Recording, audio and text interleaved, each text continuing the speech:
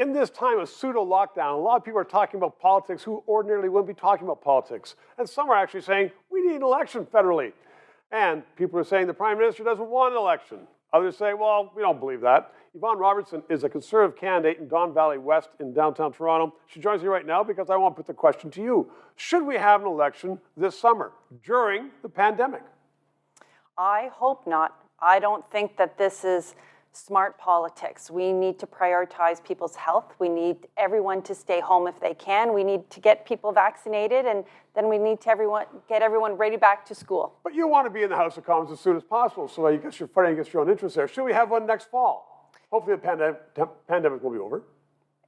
If it's safe to have an election, I think Justin Trudeau cannot wait to get people to the polls any way he can, whether it's going to be mail-in ballots or driving people to the polls. So, I mean, he thinks he can get a majority, even though many, many people think he's done an abysmal job, and a lot of people are saying, well, he's just not up to the job.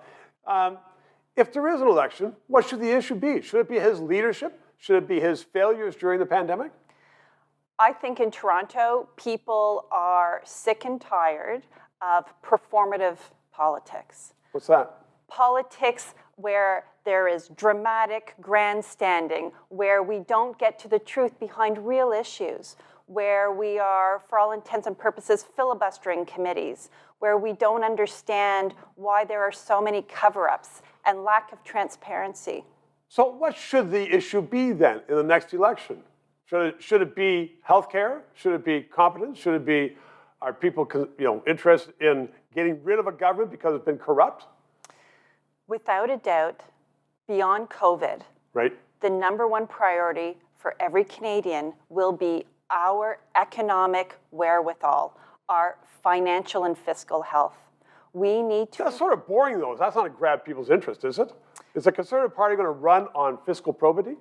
Well, I think that when you can't afford to stay in your home, fiscal health becomes a priority. When your company is laying off workers and you're on unemployment, economic wherewithal becomes a priority.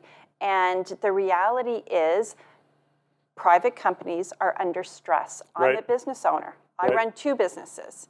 And the stress that all of us are under to meet all of our fiscal obligations, to meet our rents, to pay our employees, to make sure that they are emotionally and mentally healthy.